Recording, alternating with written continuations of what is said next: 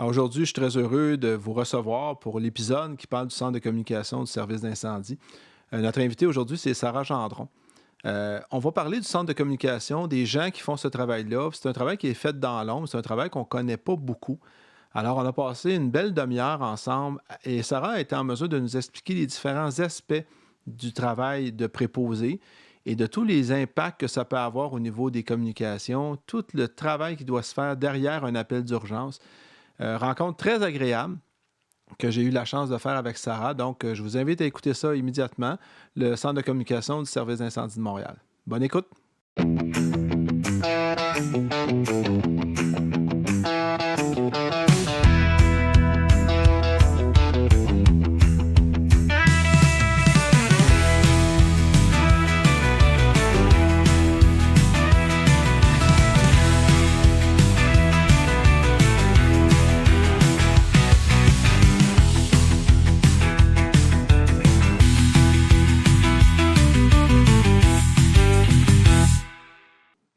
Bonjour Sarah. Bonjour Martin. Bienvenue au podcast du service d'incendie de Montréal. Très heureux de t'accueillir aujourd'hui. J'aimerais ça savoir, pour commencer, on va parler du CCSI aujourd'hui, mais j'aimerais ça savoir d'abord, tu es qui toi, Sarah Gendron? Je suis qui?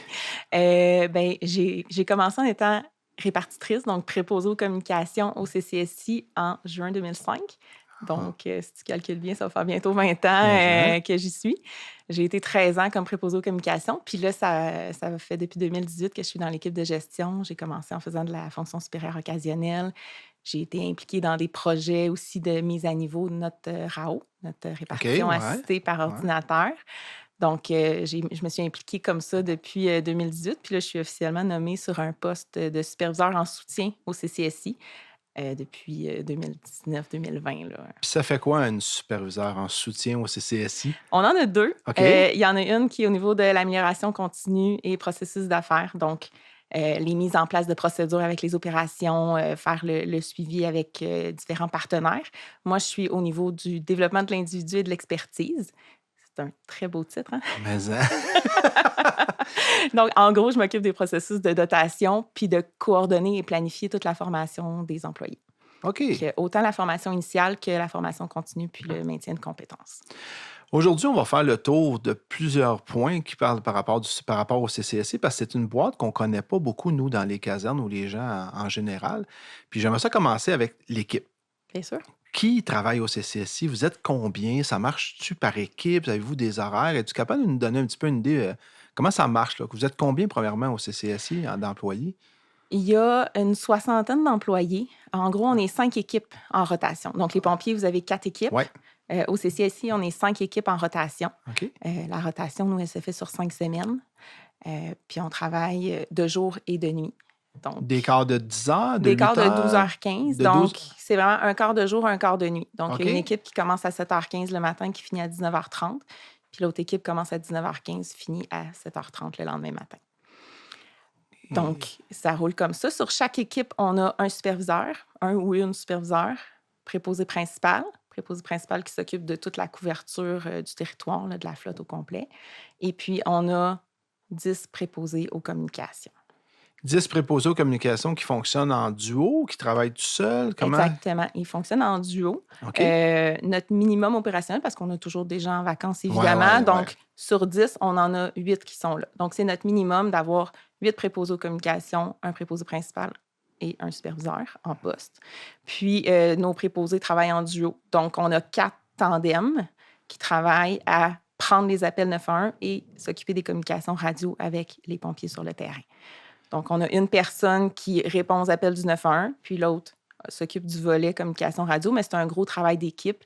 Puis, ils vont consigner tout ce qui est dit sur les ondes radio dans les cartes d'appel, faire les liens avec les demandes des pompiers. Tu sais, si on nous demande la police, si on nous demande urgence santé et compagnie, bien, on fait le téléphone pour s'assurer que vous ayez ce que vous avez besoin. Fait qu'il y a une 60aine de personnes qui travaillent au CCSI. Vous êtes sur 5 équipes. Vous faites des quarts de 12 heures. Il y a toujours un préposé principal avec un superviseur. Ouais.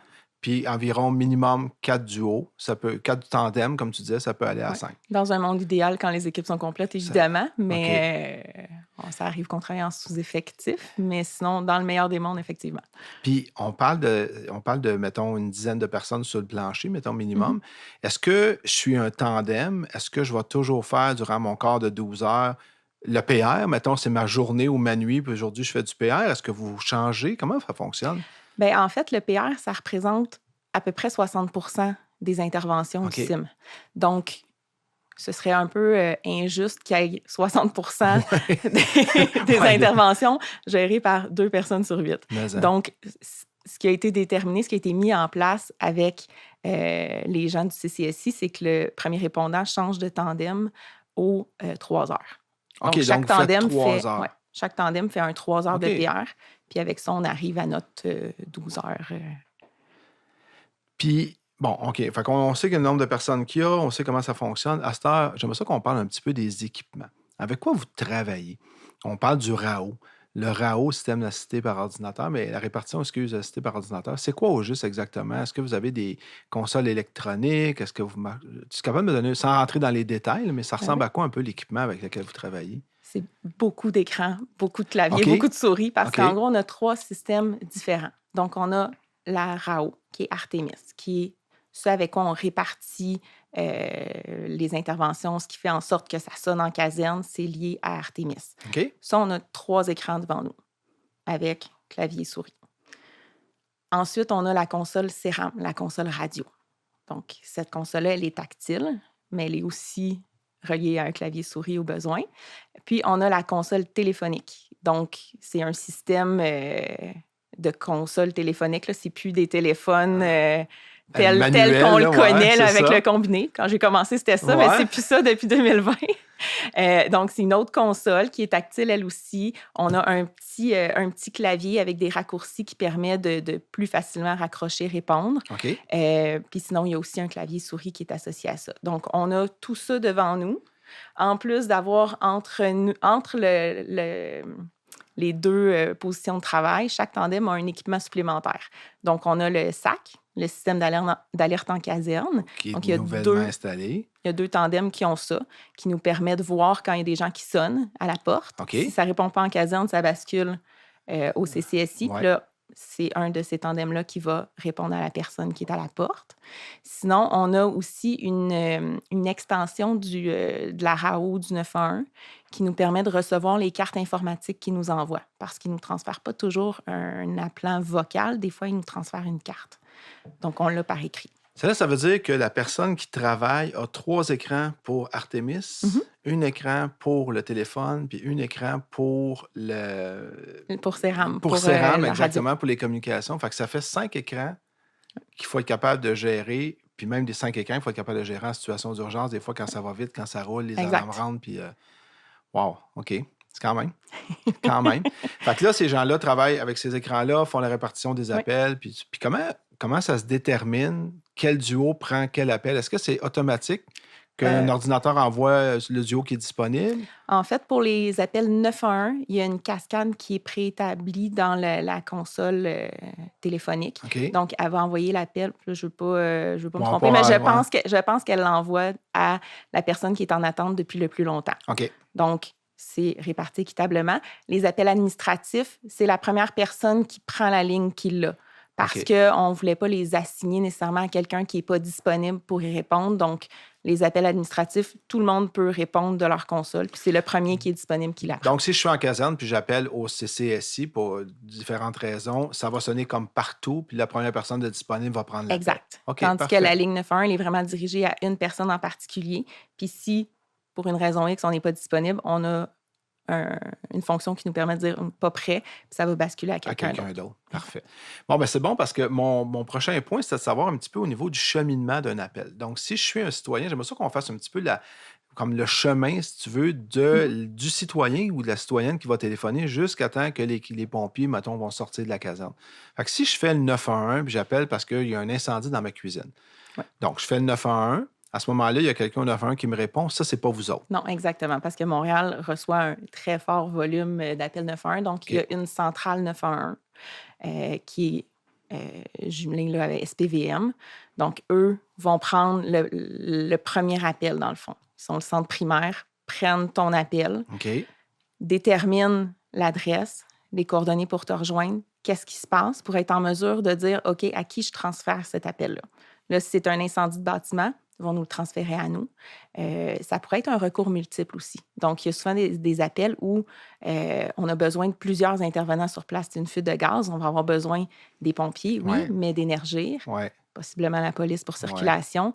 Donc, dans ce temps-là, les intervenants secondaires vont être avisés par carte informatique. C'est ce que tu appelles un recours multiple. Exactement. OK, parfait.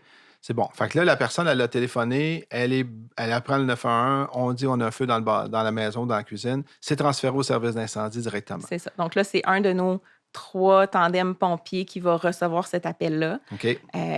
va répondre, va confirmer l'adresse pour s'assurer qu'on vous envoie le plus rapidement possible à la bonne adresse, va déterminer c'est quoi l'urgence, déterminer le bon type d'attribution à envoyer, parce qu'en fonction de qu'est-ce qui se passe, c'est pas nécessairement le même nombre de véhicules qu'on envoie. Donc, pour un accident, on n'enverra pas le même nombre de véhicules qu'un appel bâtiment, là, qu'un feu de bâtiment. Donc, ça va permettre de déterminer qu'est-ce qu'on envoie, va proposer, va vérifier la proposition qui est faite par Artemis. Puis tout ça pendant qu'il y a la personne en ligne aussi, puis continue de poser des questions. On est en multitâche, là. Oui, on est beaucoup dans le multitâche. Okay. Donc, pendant qu'on a la personne en ligne, on fait tout ça, on valide notre adresse, on propose, on s'assure que la proposition, elle est conforme, répartie. Ça sonne en caserne, ça sonne dans les véhicules s'ils sont sur la route. Et puis, après ça, voilà, là, l'appel est officiellement acheminé. La personne qui est au téléphone va pouvoir continuer à prendre l'information si elle a besoin, compléter les notes dans la carte d'appel pour s'assurer que toute l'information est consignée. Information qui est envoyée dans les camions, qu'on peut lire dans les notes. Exactement. Puis avez-vous, y a-t-il des standards de temps de répartition ou de temps de traitement? Ou c'est-tu des choses avec lesquelles vous travaillez, ça, tous les jours? Bien, il faut que la majorité des appels soient répartis en bas d'1 minute. OK. Donc, on a idéalement 1 minute. De notre côté, si le temps de répartition dépasse 1 minute 30, il faut justifier pourquoi. Parce qu'il y a plein de raisons pour lesquelles c'est justifié de dépasser la minute et demie. OK. Mais on le justifie. Des fois, c'est la personne qui ne savait pas où elle était. Des fois, c'est... Ah ouais, fait qu'à ce moment-là, ça occasionne un délai avant d'être capable, parce que toi, comme préposé, tu dois être assuré d'envoyer les pompiers à la bonne adresse. Exactement. Donc, tu sais, un touriste qui est pour la première fois à Montréal, qui ne sait pas trop où est l'intersection, il ne sait pas où, bien, des fois, ça peut augmenter le délai. Quelqu'un qui est sur le Mont-Royal, il faut réussir à trouver les où sur le Mont-Royal. Donc, il y en a plusieurs falaises. Est-ce que vous utilisez les... Oui, effectivement. Est-ce que vous utilisez la position GPS des téléphones? Est-ce que c'est quelque chose que vous utilisez, ça? Oui, depuis 2020, on a, avec les nouvelles consoles téléphoniques, ça nous a permis d'avoir la géolocalisation. Donc, ça nous donne un rayon. Dépendamment de l'heure du jour puis de l'achalandage des tours cellulaires, c'est plus ou moins précis, mais ça peut nous aider, là, effectivement, à avoir le rayon, puis d'avoir une idée où est la personne, puis de pouvoir... en cas de vraiment, là, si on n'arrive pas à avoir une adresse précise ou une intersection d'envoyer dans ce secteur au moins. Exactement. Puis, OK, c'est bon parce que là, ce que je comprends, c'est que quand quelqu'un appelle puis que c'est, mettons, pour un incendie ou qu'il y a rapport aux pompiers, vous allez parler à la personne. Ouais. Mais je sais que si ce n'est pas un appel qui nous concerne, nous, comme service d'urgence prioritaire, vous n'avez pas contact avec les personnes. Non, par exemple, un accident avec blessé, le 911 va transférer l'appelant à urgence santé. Parce que ce qui est le plus urgent dans cet appel-là, c'est la personne blessée. Fait que nous, ils vont nous envoyer l'information. On va y aller dans les mêmes délais. C'est juste qu'on n'aura pas parlé au citoyen qui a fait le 911, mais on va plutôt avoir eu l'information sur une carte d'appel informatique. Donc, c'est une carte que vous recevez au centre de communication. Ouais. Avec les informations, vous êtes capable de valider l'adresse et ces choses-là, la raison, puis à ce moment-là, vous envoyez le camion qui est nécessaire pour répondre au PR. OK. C'est bon, c'est bon. Fait que la gestion des appels PR, c'est pas quelque chose à qui tu vas parler aux citoyens jamais. C'est tout le temps une carte électronique. Oui, puis au-delà de la carte électronique du 911, on a le lien avec Urgence Santé qui est différent. Donc, la personne qui a besoin d'Urgence Santé est transférée à Urgence Santé. Okay. Urgence Santé détermine sur quelle appels, les premiers répondants sont requis. Oui, ça, Donc, c'est déjà prédéterminé, c'est ça, c'est c'est ça? prédéterminé. C'est principalement les priorités 0, priorité 1, Ouais. où il y a une vie en danger. Il y a une notion aussi là, de temps-réponse de leur ambulance qui vient... Dépendamment de la position des camions, des casernes aussi, oui, Exactement. définitivement. Donc, puis là, eux nous envoient cette carte-là. Donc, on a ce lien-là aussi avec Urgence OK. Santé qui nous envoie la carte d'appel. Nous, ça sonne, on la prend, on répartit l'unité, puis on a le lien qui est conservé avec Urgence Santé. Donc, à chaque fois qu'ils ajoutent des notes dans leur carte d'appel, on les voit rentrer. Puis si jamais, mettons, une équipe de premiers répondants arrive sur les lieux, pas capable de localiser la personne ou difficulté à entrer dans le bâtiment, quand ils vous rappellent, est-ce que vous êtes en mesure de recontacter Urgence Santé Oui. ou être en mesure de parler à la personne? Comment ça fonctionne, cet aspect-là? Nous, on recontacte Urgence Santé, OK. qui, eux, vont recontacter l'appelant au besoin. OK. Donc, le délai est parfois plus long à cause de ça. On ne recontactera pas directement l'appelant de notre côté. On va parler à Urgence Santé. Puis eux vont faire les démarches de leur côté. Ce qui est différent, si jamais on a un appel pour un incendie, à ce moment-là, vous avez les coordonnées de l'appelant et vous pourriez à la limite le rappeler si c'est nécessaire. OK, super, excellent. C'est super bon. Puis, des fois, on parle d'appel, puis on parle de traitement d'appel, puis ça. Puis des fois, dans notre travail à tous les jours, on entend parler affluence d'appel. On entend ça quand il y a des grands vents, quand il y a des inondations. Pour nous, en caserne, on dit, bah, affluence d'appel. J'aimerais ça que tu m'expliques, ça veut dire quoi pour vous autres? Parce qu'on se rappelle, là, vous êtes minimum 4 tandems, un PP, un superviseur, un préposé principal. Qu'est-ce que ça veut dire quoi, affluence d'appel? Puis comment on le détermine? Comment vous tombez en affluence d'appel? Souvent, les affluences d'appel sont causées par la météo qui se déchaîne. Hein? Oui, ça peut arriver. Au CIM, c'est souvent ce qui va causer nos forts volumes d'appels, fait qu'il y a les grosses pluies, les grands vents, le verglas et compagnie. Dès que nous, on ne fournit pas à répondre au téléphone, aux lignes 911, le 911 nous l'envoie sur le lien informatique, justement. Donc, ça devient une carte. Ça devient une carte d'appel. Okay. S'ils ne sont pas capables de nous le transférer vocal, ils vont nous envoyer l'info en carte d'appel. Puis là, ça devient comme notre système de débordement. Là. Et là, les appels rentrent. Ting, ting, ting. Ça rentre là. Ça peut rentrer à la seconde dans certaines situations. Donc, il faut trier ça pour essayer d'aller trouver tout ce qui est vraiment urgent là-dedans. Parce que, bon, de l'eau dans un sous-sol, des branches sur les fils, s'il n'y a pas de feu, s'il n'y a pas de flamèche, on va les mettre en attente. Parce que ce qu'on essaie de faire, c'est d'avoir maximum 10 à 12 interventions gérées à chaque tandem. OK. Parce qu'à un moment donné, il y a une capacité de concentration puis une capacité d'être capable de gérer l'information. Oui, puis au-delà de ça, il y a aussi un nombre de véhicules disponibles sur l'île. Même si on voulait, on ne pourrait pas créer 400 interventions en même temps. Même si on avait la capacité au CCSI exceptionnellement de fournir à ça, il n'y aurait pas la capacité terrain non plus. Là. Donc, vous devez trier les appels à ce moment-là. Oui, c'est le seul moment où vraiment on va aller prioriser les appels. Parce qu'en temps normal, il n'y a pas de priorité de notre côté. Tout ce qui rentre est envoyé sur le champ. Mais quand on tombe en influence d'appel, là, on va venir prioriser un petit peu. On va dire, OK, bon, ben ici, il n'y a pas de vie en danger. On va le mettre en attente, puis on va attendre d'avoir des véhicules disponibles dans le secteur aussi parce que ça ne donne rien d'envoyer le véhicule de Kirkland au centre-ville parce que c'est là qu'on a le plus de besoin. Donc, on va trier un peu. Quand ça commence à se libérer un peu, on va réessayer. On va rappeler des gens aussi, voir s'ils ont toujours besoin parce que la panique s'est installée, l'eau a monté dans le sous-sol, ils ont appelé 911. Puis finalement, quand on les rappelle 2 heures plus tard, l'eau s'est résorbée, ils ont trouvé une pompe, le voisin avait quelque chose, ils ont pu s'entraider, puis ils n'ont plus besoin des pompiers.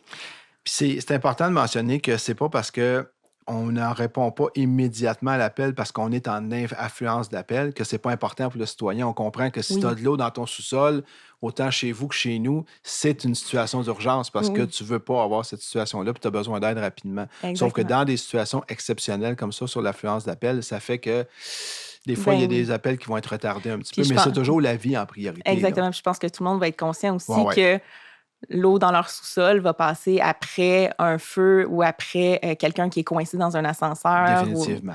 Donc, mais on rappelle généralement tout le monde. Il y a des fois où ça prend un petit peu plus de temps avant de rappeler des gens. Là. On a vu... ça dépend toujours de l'affluence d'appel aussi. Des branches sur des fils, des fois, ou des situations de verglas ou des choses comme ça, ça peut créer énormément d'appels qui vont être en attente. Puis à ce moment-là, est-ce que vous avez de l'aide externe? On va faire du rappel de temps supplémentaire. Le superviseur va se mettre en mode rappel de temps supplémentaire tout de suite pour justement essayer d'avoir des employés de plus qui viennent à la rescousse. On va des fois solliciter l'aide de chefs aux opérations sur le terrain pour venir. Tu sais, ceux qui Donner un sont coup dans de les main. secteurs Ouais, qui sont moins ouais. achalandés, parce que, tu sais, des fois, on le voit, là, la tempête passe dans un coin de Montréal, mais il y en a un autre coin qui est quand même tranquille. Bien, ils vont pouvoir peut-être venir nous aider à trier les appels. C'est souvent ça.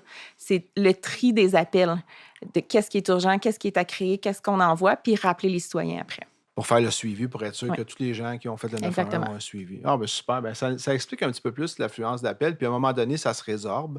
Oui, Donc, vous reprenez votre contrôle. Vous êtes capable de diminuer vos nombres c'est d'appels. Puis ça. là, on est capable de procéder normalement. Puis c'est pour ça que pendant les affluences d'appels aussi, on sonne un 1050 avec un message, tu sais, de limiter les communications au Ouais. minimum avec le CCSI, de limiter les appels non urgents aussi.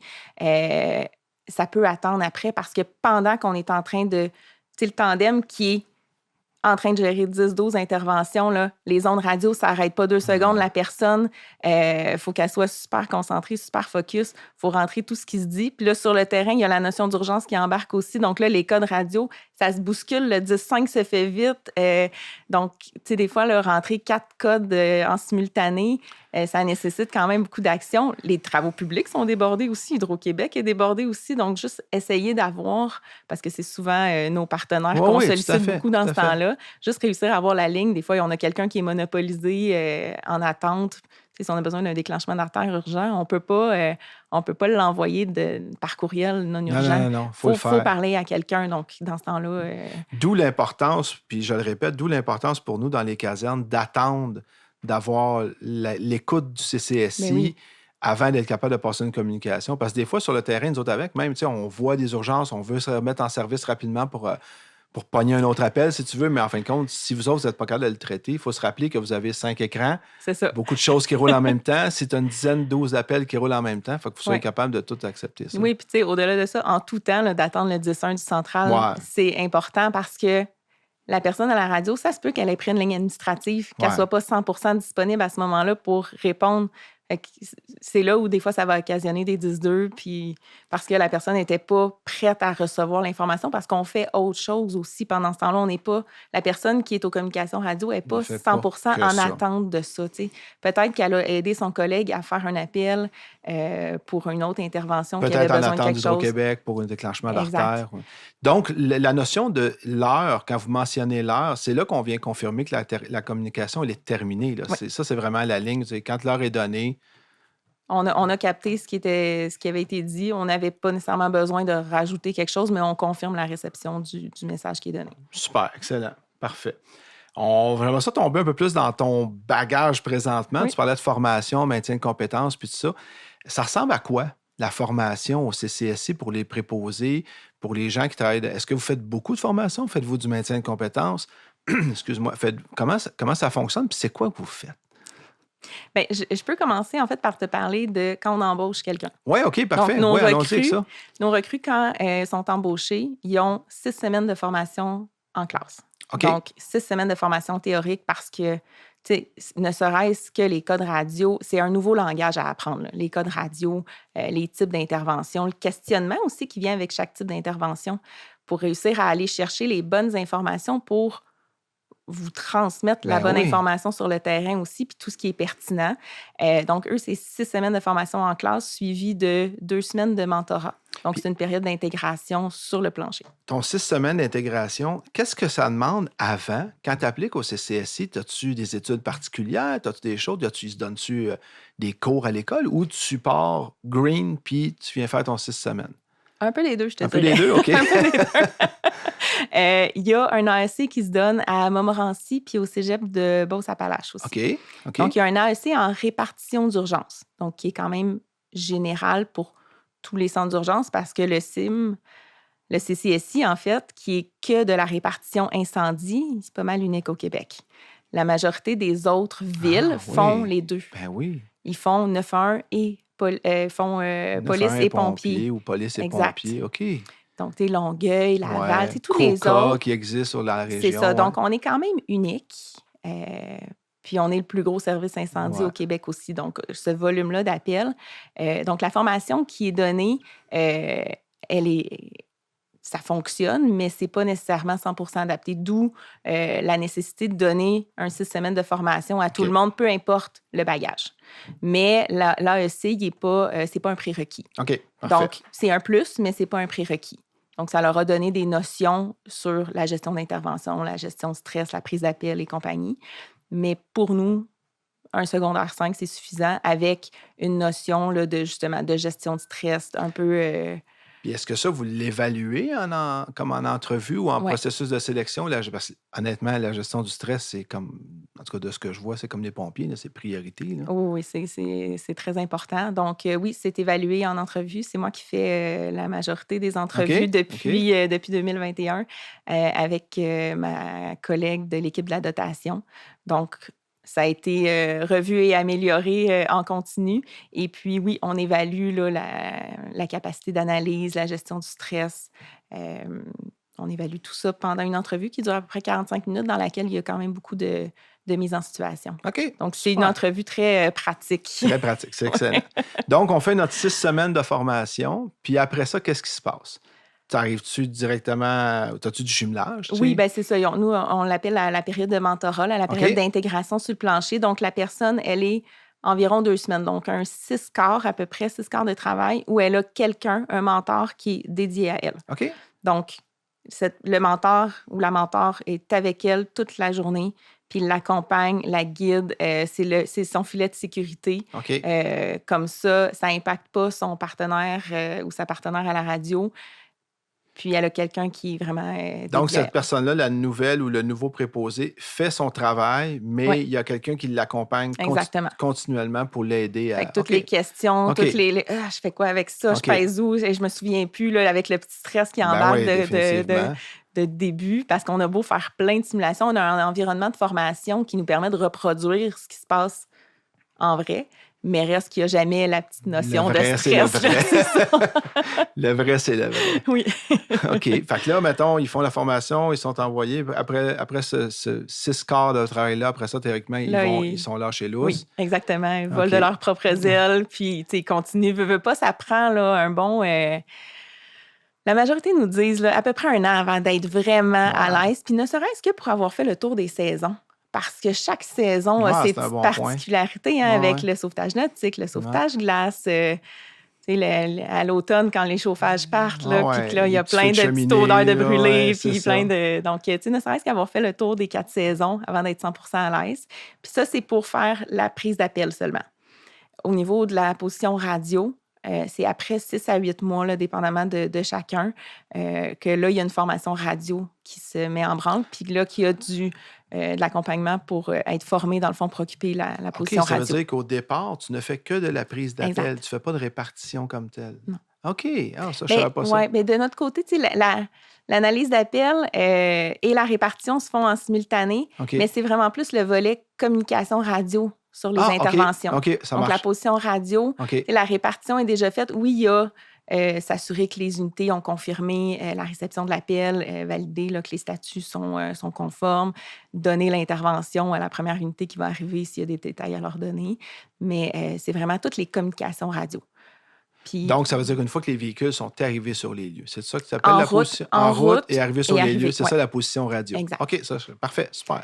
Donc, puis il faut bien maîtriser les procédures pour être capable de répondre sur le champ à l'unité. Si on a une unité qui demande, OK, je sais pas, là, une demande de barricadage, bien, il faut tout de suite savoir quoi poser comme question pour avoir toutes les informations qu'on a besoin.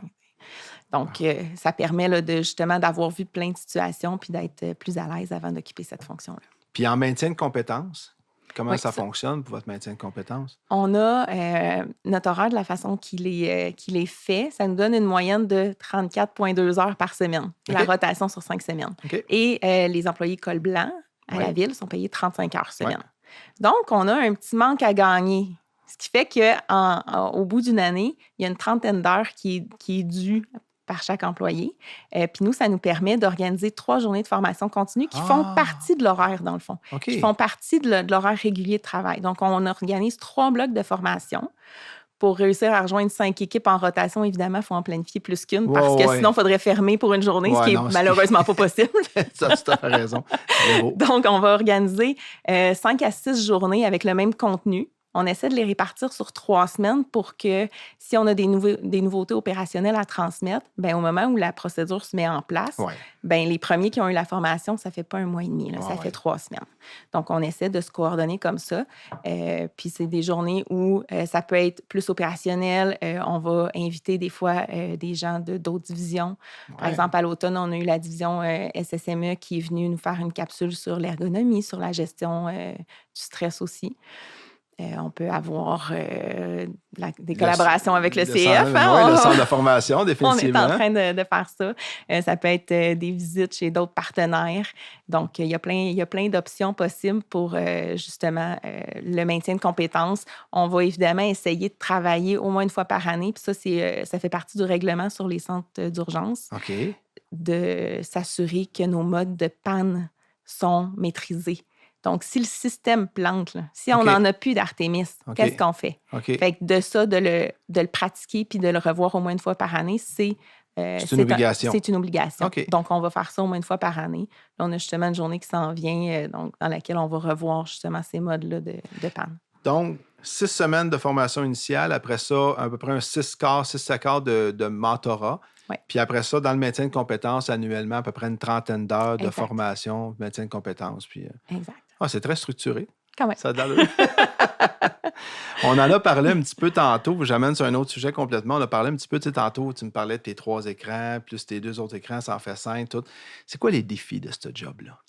C'est quoi les défis de ce job-là? Parce que je te pose la question parce que nous autres, les pompiers, on a nos défis, mais ils sont très physiques, très à l'extérieur, on a nos défis. Mais vous devez avoir vos défis, vous autres, avec. Bien, c'est sûr que la surstimulation, on a beaucoup d'écrans, beaucoup de bruit. Donc, les affluences d'appels, c'est un défi de ne pas être capable de répondre à tout ça. Je te dirais aussi le maintien de compétences pour tout ce qui n'arrive pas souvent, mais pourquoi il faut être prêt. Un Médé, là, ça n'arrive pas souvent. On ne veut pas que ça arrive non plus. On là, veut pas que ça arrive. Mais il faut être prêt pour que ça arrive. Puis c'est la même chose sur le terrain. Chose pour nous Donc, autres, on fait quoi? On fait quoi si ça arrive? Donc, c'est reviser la procédure Médé de Donc, façon régulière pour que si... Parce que tu as raison, ça n'arrive jamais, mais on ne veut pas que ça arrive non plus. Mais si ça arrive... il faut être prêt. Il faut être prêt, il faut être bon. Exactement. Okay. Donc, ça, c'est un peu un des défis parce qu'il y en a beaucoup. Ouais. Il y en a beaucoup de trucs comme ça, ne serait-ce que s'il se passe quelque chose là, dans les raffineries dans l'Est. Ouais. OK, la direction des vents, quelle caserne, toutes ces procédures-là. S'il se passe quelque chose dans le tunnel Canora, la procédure, elle est longue avec les travaux dans le tunnel Louis-Hippolyte Lafontaine. Même chose. Il y a tellement de petites spécificités pour plein de choses que ça fait partie des défis de se maintenir à jour, d'effectuer son ressourcement au quotidien pour justement être prêt. C'est sûr que chacun a ses forces, puis c'est un gros travail d'équipe où l'entraide embarque assez rapidement, moindrement qu'il y a une situation exceptionnelle qui arrive. Puis, on vit toujours des situations qu'on n'a jamais vécues avant. Là. Ça arrive continuellement. On a beau être prêt pour le pire, il y a toujours quelque chose qui nous surprend. Donc, ça fait partie des défis. Puis c'est ça, le multitâche, d'être sollicité de toutes parts. Les lignes qui sonnent un peu partout, en plus des communications radio, des appels à faire. Fait on parle de multitâche, tu parlais de surstimulation, merci, excusez-moi. C'est dans la même famille qu'il y a des incarcérations. Oui, c'est ça, exactement, c'est compliqué un peu. Fait que tout ça, c'est vrai, puis ça doit fatiguer les gens un peu, fait qu'ils doivent avoir des moyens de ventiler un peu. Moi, je sais que je fais du sport, il y en a d'autres qui font d'autres choses, mais c'est sûr que ça demande beaucoup de concentration. Ben oui, puis c'est 12 heures de temps aussi en continu. C'est sûr que, on peut sortir, aller prendre l'air, aller faire un petit tour de bâtisse, mais on n'a pas d'heure de pause officielle non plus. Donc, c'est 12 heures-là. Puis si on peut pas sortir 8 en même temps. Là, c'est 2, 3 maximum à la fois si le volume d'appel le permet. Au niveau des défis aussi, le préposé principal en vit beaucoup. Là. Nos préposés principaux sont aussi très sollicités avec la couverture de territoire, avec les formations, les véhicules coupés administrativement, de s'assurer de respecter le schéma de couverture de risque. Ça peut être un autre beau défi certaines journées. Oui, je comprends. Surtout s'il y a un feu en même temps, fuite de gaz, intervention majeure là, qui sont en cours. Fait que, eux aussi vivent beaucoup de défis de logistique. De déplacement de camions, de Oui. remplacement, de maraudeurs et tout Exact. ça. Écoute, le temps passe super vite, mais sérieusement, c'est super intéressant. Puis je trouve ça super bien parce que ça nous permet de comprendre un peu plus c'est quoi votre travail. Tu sais, nous autres, pour moi qui est un pompier, le centre de répartition, c'est la cloche qui sonne en caserne. Maintenant, c'est un écran informatique, c'est des appels, c'est des gens qui parlent, mais on ne sait jamais C'est qui ça. ou comment. Je sais que vous avez tous un numéro d'opérateur ou d'opératrice. Oui, chaque personne a un numéro qui est associé, là, mais oui, on est la voix dans le camion. C'est ça, vous êtes la voix. Hein? Fait que, je pense que ça a permis à nos auditeurs de comprendre, nos auditrices aussi, de comprendre un petit peu plus c'était quoi le métier. Je te remercie beaucoup. Ben, ça m'a fait Merci plaisir. beaucoup pour le temps. C'était très clair, très agréable. Puis pour ceux qui nous écoutent, à la prochaine. Je vous remercie beaucoup de votre attention. Bonne fin de journée.